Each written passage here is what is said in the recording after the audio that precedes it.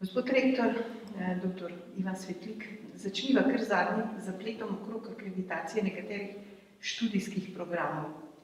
Nekateri na Univerzi na Primorskem sta dva, na Univerzi v Ljubljani, katere rektor ste tudi, pa je takih programov 7. Ti namreč niso bili povsem po novem akreditirani. Na suhem so ostali zaskrbljeni študenti, ki študija ne morejo dokončati, v zraku pa visi tudi njihova pogojno rečena neveljavna diploma. Zakaj gre in zakaj se je to zgodilo?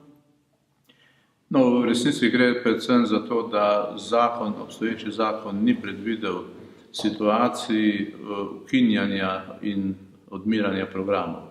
Mi smo pa seveda, ker je življenje hitro teče, tudi pri programih, prišli v situacijo, ko fakultete nekaterih programov ne izvajajo več, bi pa želeli študentom, ki niso v času trajanja programa uspeli vseh obveznosti opraviti, omogočiti, da se vrnejo in da opravijo še tiste študijske obveznosti, ki jim manjkajo za to, da bi lahko diplomirali. In zaradi tega smo prišli v situacijo, ko je postalo nesmiselno reakreditiranje teh programov, ker jih pač več ne izvajamo in ne moremo evalvirati teh programov, ki so evalvacija pa podlaga reakreditacije. Hkrati pa seveda tudi ne moremo študentov pustiti na suhem, brez da bi lahko pravzaprav te programe zaključili. In zato je ta situacija pravzaprav nastopila. Če bi mi imeli, tako kot ima večina urejenih univerz in držav, akreditacijo institucij, ne pa akreditacijo programov, za katere morajo itak skrbeti univerze, tega problema sploh ne bi bilo. In imamo problem zato, ker ni bil nov zakon o visokem šolstvu sprejet v resnici. In kaj boste zdaj storili? Študijsko leto se namreč začenja. Ministrica še išče ustrezno rešitev, lotila se tega zelo aktivno, zagotovila študentom, da jim nobena pravica ne bo kratena, mislim, da je to tudi pomembno, tako da se lahko pišejo tam, kjer se še lahko v Ljubljani tega primera ni, in da lahko opravljajo svojo obveznost in ohranjajo status. V tem času bo pa pripravila ustrezno zakonsko rešitev, tako da bo stvar tudi po zakonski formalni plati pokrita. No, pred drugačnimi zagatvami so se pa znašli študenti, ki se želijo pogojno vpisati višji letnik. Pogoji za pripustitev pogojnemu vpisu so poleg zdravstvenih razlogov lahko tudi težke socialne okoliščine, samostojno preživljanje, aktivno sodelovanje na raznih prireditvah, športnih, kulturnih, recimo v okviru fakultet in tako naprej.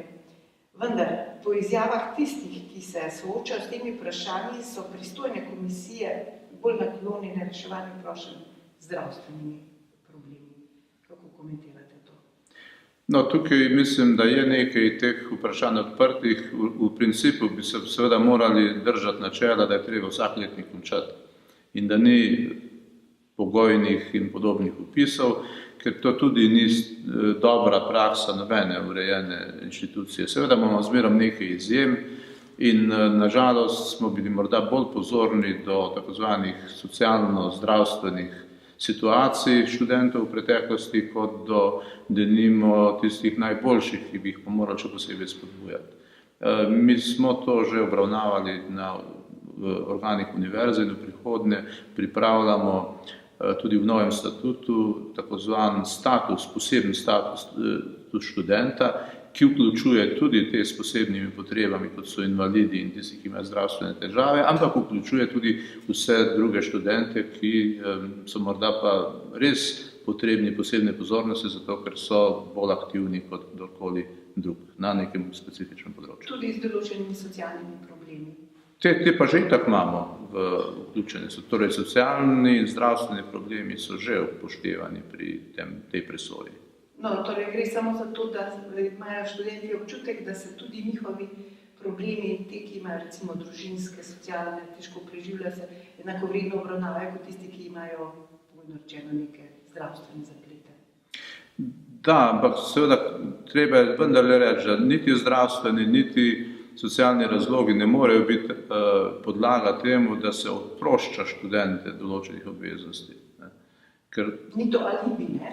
Ne sme biti alibi, ker na koncu vsak študent, ki diplomira, dobi diplomo in potrdilo, da je prinesel s to diplomo enako znanje kot vsak drug. Ali univerze vodite statistiko, koliko prošenj pogojnega opisa je? Ali je to prepuščeno posameznim fakultetam? Namreč, glede na gospodarsko krizo se utegne zgoditi, da bo teh prošenj za pogojni opis lahko tudi vedno več. Zaenkrat nimamo recimo podatkov, koliko bo letos tega ali koliko je bilo v preteklem letu. To zbirajo fakultete, univerza po potrebi to tudi zbere, ampak nimam pa trenutno pri roki podatka. No, pogledajte, profesor Svetlik, še en problem izstopa v začetku študijskega leta, ki pa vsaj zadnja leta bolj ali manj je kar neka stalnica. Gre namreč za fiktivni opis. Kako pojasnjujete definicijo in kako univerza gleda na njo? No, mi smo bili zmerom proti fiktivnim opisom, ker od njih pravzaprav nimamo nič drugega, kot obremenjujejo, da tako rečem, vsaj naše statistike, če nekaj drugega. Zato pozdravljamo tudi to evidenco, ki jo ministrstvo uvaja, tako da bi na podlagi tega tudi bolj dosledno lahko spremljali statuse študentov, ali so to dejanski ali pa ne, oziroma bi preprečevali pravzaprav špekuliranje s statusom študenta. Tudi na tej podlagi pričakujemo, da bodo vpisne številke tudi na naši univerzi v letošnjem letu študijskem že precej manjše kot so v preteklem letu. Kolikšen pa bo učinek tega, pa težko takih rečemo. Mi smo doslej imeli samo podatek o tem, koliko ljudi se je vpisalo v nek letnik in potem seveda na koncu leta smo videli, koliko je bilo aktivnih. In ta razlika je seveda kazala na tako zvane fiktivne opise. So univerze pri tem tako imenovanem fiktivnem opisu razumevajoče ali gre bolj za neke ohlapne kriterije? Namreč, kot vemo, je Računsko sodišče nekako v zadnjih mesecih objavilo podatek, da je v zadnjih letih univerza izgubila, mislim, na 50.000 evrov na osnovi tega fiktivnega opisa. No, težko rečem, kako je Računsko sodišče. 50 milijonov, ne 50.000 se oprošča. Ja, težko bi rekli, kako je Računsko sodišče do tega prišlo. Mislim pa, da je ta ocena precej, da tako rečem, na pamet. Kajti, ko mi razpišemo nek program, potem se vanj piše določeno število študentov. Zdaj, lahko je nekaj tudi fiktivnih, ampak zaradi teh tako zvanih fiktivnih napisanih študentov se mora program kljub temu izvajati do konca. Skratka, univerza tukaj ni imela zaradi tega nič večjih stroškov. Morda so bili malo bolj obremenjeni letniki ali pa profesorji, ampak če se ti ljudje ne pojavijo v študijskem procesu, potem tudi profesorjev ne obremenjujejo. Tisto, kar lahko povzroča stroške, je seveda, da je bil določenemu študentu, fiktivcu, dodeljen status študenta, na tej podlagi pa on koristi določene socialne pravice. Ampak to pa nima nič skupnega s tem, kar univerza počne, to ima pač opravka z koriščenjem teh pravic socialnih, do katerih je študent upravičen. No, in ob tej problematiki seveda ne moramo spregledati tudi dejstva, da fiktivni opis tudi zmanjšuje število registriranih brezposelnih. To seveda odpira še dodatno vprašanje strukturnih politik in vi imate kot nekdanji minister za delo in kot res menite strokovnjak za sociologijo dela kar dober uvid v to področje. Ja, gotovo je to bil inštitut, ki je omogočal ljudem, ki niso našli zaposlitve, nek ugodnejši status, ker so prišli lahko denimo tudi do štipendij, do bonov za prehrano, do ohranjanja otroškega dodatka in tako naprej. Vse to seveda je fiktivni opis omogočal, tega pa seveda prihodnje ne bo več, to se pravi, da bodo ljudje, ki ne nameravajo zares študirati, pod večjim pritiskom za to, da si bodo iskali ustrezno zaposlitev. In kakšen bo pa konkretni učinek, pa mora počakati, da bomo videli prihodnje. Seveda, take stvari se ugotavljajo na dolgi rok. Na dolgi rok, ja. Poglejte, ko se pogovarjamo z že diplomiranimi in v stroki uveljavljenimi mladimi strokovnjaki, so najpogostejši kritični toni na študij ti, da je ta namreč preveč množičen, da preobsežen opis znižuje kvaliteto študija. To pravijo je zelo moteče, saj se profesorji prilagajajo manj sposobni in manj zainteresirani. Danes pa pravijo, če nisi dober že v študiju, tudi v poklicu ne uspeš. Poznate ta problem vaših fakultet? No, dejstvo je, da mi sprejemamo na visokošolske študije 2/3, grobo rečeno, 2/3 generacije.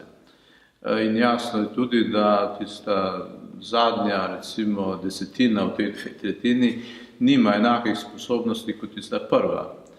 In to seveda obremenjuje cel pedagoški proces, otežuje na nek način doseganje enako kakovostnih rezultatov. Zdaj seveda tukaj je več faktorjev, ki na to vpliva. Če bi mi imeli več sredstev na voljo, da bi imeli manjše skupine, da bi bilo več individualne obravnave teh študentov, ki imajo nekoliko slabše predispozicije za študij, potem bi seveda lahko dosegali še zmerom enako visoke rezultate. Žal se nam pa dogaja, da ob tem, ko se je množičnost povečevala, pa sredstva niso temu ustrezno naraščala, pa upadala. Tako da množičnost študija prizadeva kakovost v tem pogledu. Res pa je seveda tudi, da bomo v prihodnje to množičnost, kot kaže, počasi zmanjšali na račun demografskega upada in to se nam dogaja zdaj že kar nekaj let. Univerza v Ljubljani je imela največ, mislim, da 62.000 študentov, lansko leto jih je imela še nekaj več kot 45.000, v letošnjem letu pa ta številka dodatno se zmanjšala.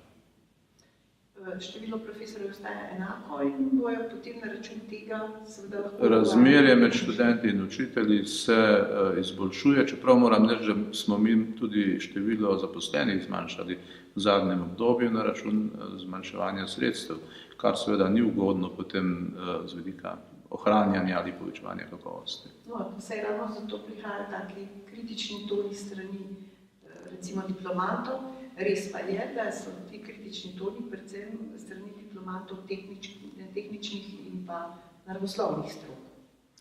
Ja, in mislim, da imajo prav za preteklo obdobje mogoče, ko so bili ti študiji še nekoliko manj iskani, manj popularni in ko se je potem celotna populacija razdelila tako, da je precej študentov s slabšim učnim uspehom se odločalo potem na koncu upisovati se recimo na strokovne programe ali na programe teh fakultet. Vse pa je v zadnjem obdobju, v zadnjih nekaj letih ta trend obrnil in imajo danes pravzaprav situacijo te fakultete, tehnične, naravoslovne, že mnogo boljšo in dobivajo boljše diplomante, kot so jih v preteklosti.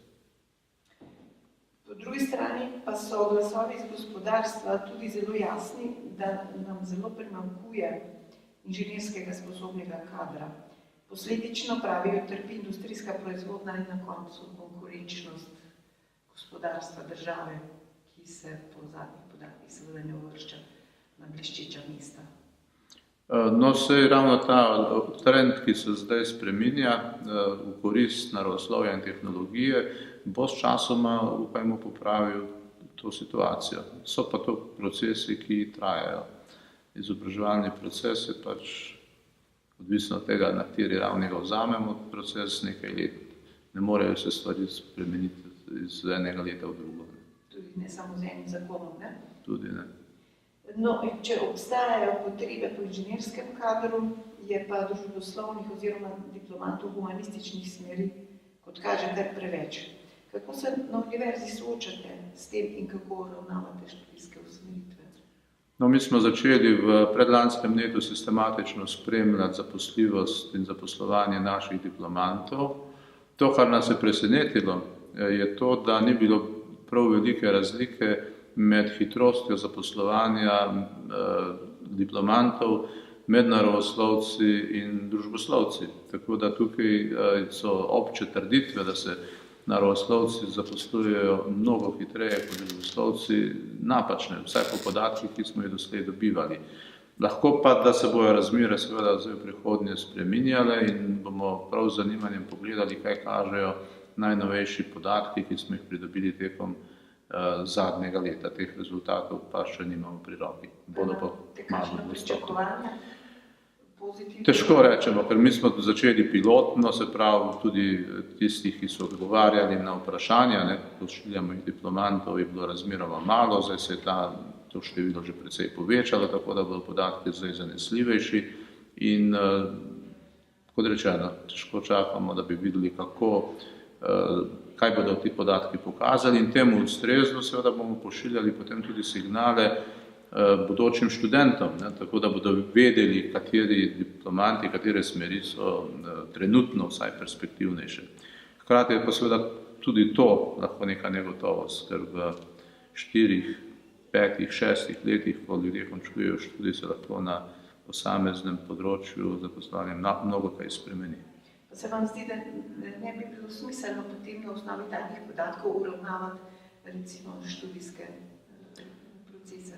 Deloma prav gotovo, vsaj v tem smislu, da se informira bodoče študente, da lahko odgovornejše odločitve sami sprejemajo. Predvsem pa seveda treba biti pozoren na to, da se oblikuje nek zelo stabilen trend upadanja ali naraščanja povpraševanja, ali pa so seveda te oscilacije, ki so lahko z leta tudi prisotne na posameznih področjih.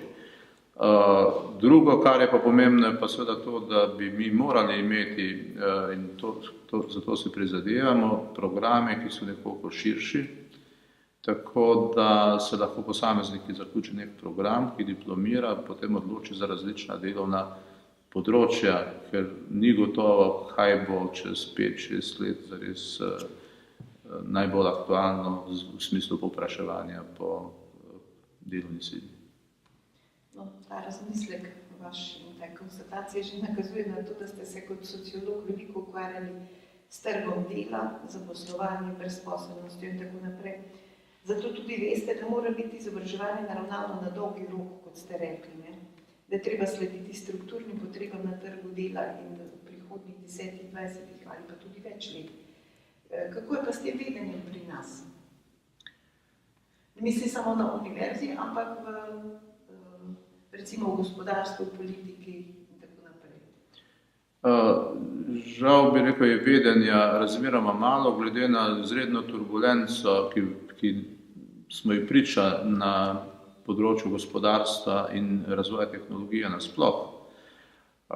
Tako da vse napovedi, ki se sicer delajo, Evropska unija, recimo CDFOP kot ena od inštitucij Evropske unije, poskušajo delati projekcije zaposlovanja, projekcije glede rasti povpraševanja po določenih poklicih, upadanja po drugih in tako naprej. Ampak seveda tehnološki ciklusi, ki pa prinašajo potem posledično nove poklice, nova delovna mesta ali pa ugašanje nekaterih, so pa vse bolj kratki. In tukaj imamo resen problem v tem, da se nam izobraževalni ciklus tako rekoč podaljšuje, bolj kot skrajšuje, tehnološki se pa skrajšujejo. In če se mi seveda orientiramo zgolj na to informacijo, kakšne so trenutne potrebe, potem je ta zelo negotova pri načrtovanju programov, upisa in podobno. Zato seveda še zmerom ostaja najbolj varno to, da ne gremo v prevelike specializacije, ko gre za temeljno izobraževanje, da ostajamo dovolj široki in da damo dovolj temeljnega znanja vsem tem študentom, da pa seveda je treba potem te programe nadgraditi, bodi si že znotraj izobraževalnega sistema ali pa potem, ko gre za pomoč ljudem pri zaposlovanju, z programi hitrih usmeritev, specializacij, prilagoditev na konkretno povpraševanje. Je pa res seveda tudi to, da se v Sloveniji recimo ta raziskovanja specifično ne izvajajo kaj dosti in smo predvsem odvisni od tega, kaj počnejo drugi in se po njih zgledujemo. Kar konec koncev tudi ni tako napačno, ker je naša tehnologija in naše poslovanje vezano na razvitje evropske trge slej ko prej. In če se bo recimo nemško gospodarstvo, kot največje gospodarstvo, s katerim mi sodelujemo, kamor tudi izvažamo, spreminjalo strukturno v določeno smer, potem je seveda to dobro kazalec, da bo slej ko prej to vplivalo tudi na strukturo povpraševanja pri nas. Kako tesno pa sodelujete z gospodarstvom? Tudi namreč zaradi pripombe, da univerze pošiljajo na trg dela ljudi, ki niso dovolj usposobljeni. Kje so vzroki takega razhajanja? Vzroki so pogosto krat strukturne narave, če lahko temu tako rečem, ravno v tem smislu, da tudi gospodarstvo samo, če bi želelo napovedati, kaj bo počelo v naslednjih 5-10 letih, tega ne počne, oziroma večina se orientira potem na, bi rekel, srednjeročne in kratkoročne priložnosti, ki jih vidi na trgu. Žal je premalo tako močnih gospodarskih subjektov pri nas, da bi lahko zares nek sektor tako dobro obvladovali, da bi dolgoročno načrtovali svoje potrebe. Seveda pa hkrati to gospodarstvo, ker se hitro prilagaja, tudi na nek način želi, da bi vsi, ki vstopajo potem v delovni proces, že tisti hip imeli točno tako znanje, kot ga oni tisti hip potrebujejo. Kar je pa nemogoče napovedati njim samim, kaj šele nam 5 ali 10 let naprej. Se pravi, ta napetost, da tako rečem, med pričakovanjem gospodarstva in tem, kar lahko izobraževalna inštitucija, kot je univerza, daje, bo ostajala najbrž še naprej, morda se bo celo povečevala. Imamo nekaj instrumentov, da bi se zmanjšala, kot je to, da sodelujejo gospodarstveniki pri načrtovanju programov, da jih tudi vabimo in jih recimo na Univerzi v Ljubljani kakšnih 500-600 letno pride v naše pedagoške procese in tudi na ta način prenašajo to svoje znanje in izkušnje na študente v naših programih. Potem seveda, kot rečeno, spremljamo zaposljivost, zaposlovanje in vidimo pravzaprav, kje so programi, ki so manj aktualni ali pa kje pa se potrebe povečujejo. Vse to je potrebno in mislim, da bomo to še v prihodnje morali te kontakte z gospodarstvom tudi intenzivirati, vendar ne bo problem, bi rekel, rešljiv do konca v tem smislu, da bi imeli neko idealno stanje, ko lahko gospodarstveniki dobijo popolnoma po svojih pričakovanjih usposobljene diplomante. Stalnica zadnjih nekaj let je tudi vprašanje vpliva možganov, odhajanja strokovnjakov, kar pa zanimivo, mladi strokovnjaki niti ne jemljajo tako dramatično, kot se to prikazuje v javnosti. Strokovnjak na nekem področju ali znanstvenik, pravijo sami, mora imeti mednarodne izkušnje, spoznati delo drugje, navezati profesionalne stike in prej ali slej ponudi znanje tudi domačemu okolju. Kako vi vidite te probleme? Zelo podobno. Mislim, da ta pretok znanja skozi pretok ljudi je nekaj, kar ni samo normalno, je celo zaželjeno. Sploh v majhnem sistemu, kot je slovenski. Tako da mi se zdaj potrudimo, da bi ob tem, ko precej ljudi gre že na študij v tujino, pa seveda po študiju ravno tako, da bi hkrati tudi mi dobivali več tujih študentov na univerzo in trenutno jih imamo popisanih 2000 od začetka in potem so do konca v naših programih in jih kakšnih 1500 dobimo letno tudi na izmenjave. Mi bi radi te številke še povečali, zato da bi se tudi, da tako rečem, atmosfera internacionalizirala, da bi tudi naši študenti ne ostajali samo doma, tudi naše sicer pošiljamo v tujino, ampak da bi začutili to, bi rekel, mednarodno okolje, v katerem bodo slej ko prej tudi kot diplomanti delovali. Hkrati pa kot majhen sistem moramo upoštevati, da najbrž v prihodnje za vse specialnosti, za katere se danes zanimajo in za katere se izobražujejo, ne bodo omogočale, da bi potem prišli tudi do takega posla prav doma, na domačem dvorišču. In mi moramo pričakovati, da bo to zaposlovanje na mednarodni ravni samo še bolj pospešeno, kot trenutno je. In da bodo pač nekateri naši strokovnjaki šli čez mejo, drugi se bodo pa morda javljali in zaposlovali pri nas. Kako potem preusmeriti take dramatične tone o teh vprašanjih, ki se pojavljajo v vseh javnih govorih? Ja, jaz mislim, da smo mi še zmerom, bi rekel, miselno po naši temeljnem vzorcu dojemanja stvari preveč zaprti v to podalpsko dolino, ne, in da razmišljamo preveč o tem, da moramo vse probleme reševati samo v tem okviru. Tu bomo morali slediti našim najbolj propulzivnim podjetjem, ki so že zdavnaj šla s svojimi posli na tuje, v globalni svet.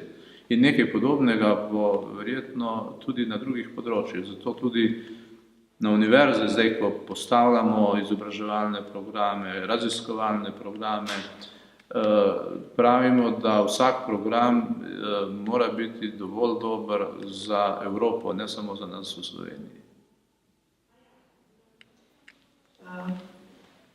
Ja, profesor Svetlik, poglejte, ena od oblik uspešnega uveljavljanja realiziranja idej so tudi tako imenovana spin-off oziroma spin-out oziroma odcepljena podjetja, ki zelo spodbujajo mnoge univerze, že to uveljavljanje po svetu. Kako je s tem pri nas in kakšno je stališče Univerze v Ljubljani?